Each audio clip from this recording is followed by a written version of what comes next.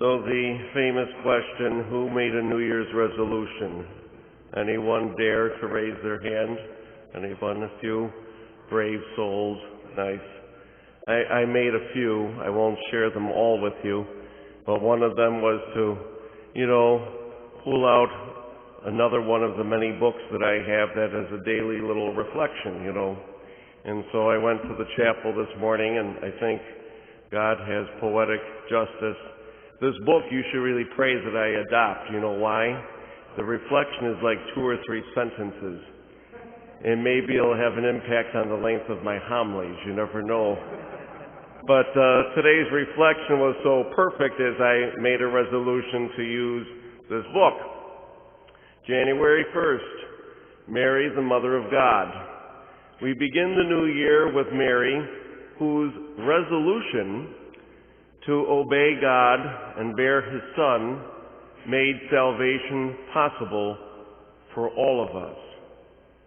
We pray, Mary, help me to make and keep those New Year's resolutions that will bring me closer to your Son and align me with His will. Maybe a little message about New Year's resolution right there. We all make resolutions, if we publish them or not. The ever famous 2, I will lose weight this year, and I'm going to go to the health club. I'm not sure if they're open this week or not, that keeps changing. And maybe we make a resolution we're going to focus a little more on our family or renew friendships. Maybe we do make a spiritual resolution, which hopefully we do, that, we're going to focus on our prayer life in some way to deepen, enrich that, maybe experience different ways of prayer. Sometimes maybe we may make a resolution that there is an individual or some in our life that we need to reconcile with and get back on track with, and so that's the resolution. And maybe, particularly as we get a little older and life changes, we might make a few resolutions regarding life in general. It is time to update the will. It might be time to, let our family know some of our wishes if something should happen to us. Get that health care proxy signed. Some of these very important tasks, particularly as we get a little older. All kinds of resolutions. If you take that idea of resolution to the readings, there's a word used in the gospel today, right in the beginning. And that word is used in today's gospel in reference to the shepherds, as it is also used in the reference to Mary, our Blessed Mother, at the end of the story of the Annunciation, the beginning of the story of the Visitation. What is it that we heard in the very beginning of the gospel? The shepherds went how? In haste. And when we hear, after Mary gives her fiat and learns that Elizabeth, her cousin, is, pregnant, how is it that Mary goes to the hill country of Judea? In haste. Well, sometimes when we hear that word haste, it's kind of a negative connotation, isn't it? We're often told, don't make a hasty decision. Almost has a little negative tone to it. But if you really look at that word and the meaning, it's a very positive word. Of course, I consulted. In the old days, we used dictionaries. Now we use Google. And went to Google and looked up the definition. Several terms came up for the definition. For haste, rapid motion, to hurry, excessive speed, urgency in movement or action. Urgency in movement or action. Both the shepherds and the Blessed Mother had an urgency. They went in haste. What happened? Both received communication from the Lord. They knew God spoke to them. They had a knowledge of that. And that knowledge that this is really from God created an urgency, not we're going to let this go to next week, next month, or next year, an urgency. We need to do this now. And how did both leave, we hear? Immediately. They went to act upon what God was asking them to do. And so really, perhaps a question for us as we begin the new year, as we celebrate our Blessed Mother as our own mother, how is it that God is calling you this year? What is God calling you? What is God calling me to do or accomplish this year? And similarly, how immediate will we be in that response? I remember back when I was vocation director, hearing a story that one of the newly ordained priests had given a homily in his parish about reconciliation and not to put it off.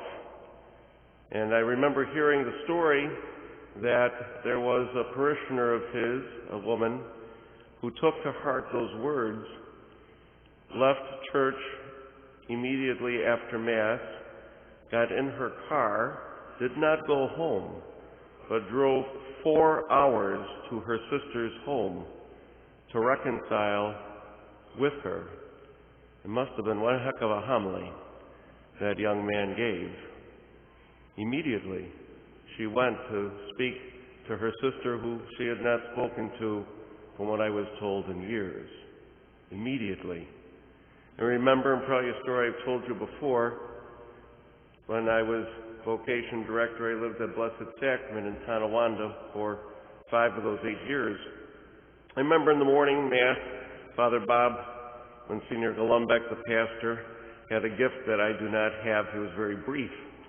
And he gave his homily that day, and he said, "My grandmother always said, it is better to give with a warm hand rather than a cold one. It's better to give with a warm hand rather than a cold one." And he said, if you do not know what that means, it means if you want to give or do something, don't wait for them to read the will after you're gone. Do it now. That's what it meant. And I remember Harold, he's now with the Lord, and I'm sure he is at peace with the Lord. Harold came into the sacristy, and he said, Monsignor, your story really resonated with me. He said, for some time I've wanted to do something for the school to help with tuition, so sometime this week I'm going to drop off a check to you. I think it'll be about $250. And a few days passed, and Harold came to the rectory. And I'm grateful Monsignor had a good heart, because as he presented the check and Monsignor looked at it, it was a check for $250,000. Tremendous gift.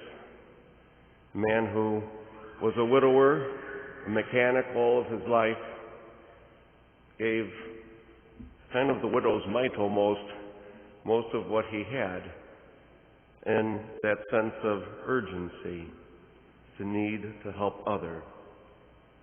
How is it that we know when God is speaking to us? How is it that we know that if it be in a homily, if it be in conversation, if it be in meditation, how is it we know that it is God speaking? Well, I think it's known to us deep in our heart. What is it that we hear over and over about our Blessed Mother? She treasured these things in her heart. She pondered what sort of greeting it might be at the moment of the Annunciation.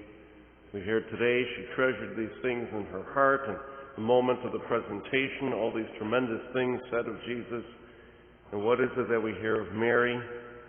She treasured and pondered these things in her heart. It is in our heart that the Lord speaks to us. And maybe if you've ever had some idea or plan or thought come to you over and over again, that nagging thought, well, that may be the Lord in your heart. If you have ever heard someone out of the blue say something to you, and it's like, wow, I needed to hear that and to put it all into place, it may be the Lord speaking to you. If you ever had someone in need come up to you and in the depths of your heart and mind said, I could really take care of that need, it's probably the Lord speaking to you. This New Year's, as we begin, what is the Lord saying to you in your heart? And how immediate will you respond? Remember the words this morning. We begin the new year with Mary, whose resolution to obey God and bear his Son made salvation possible for all of us. Mary, help me to make and keep those New Year's resolutions that will bring me closer to your Son and align me with his will.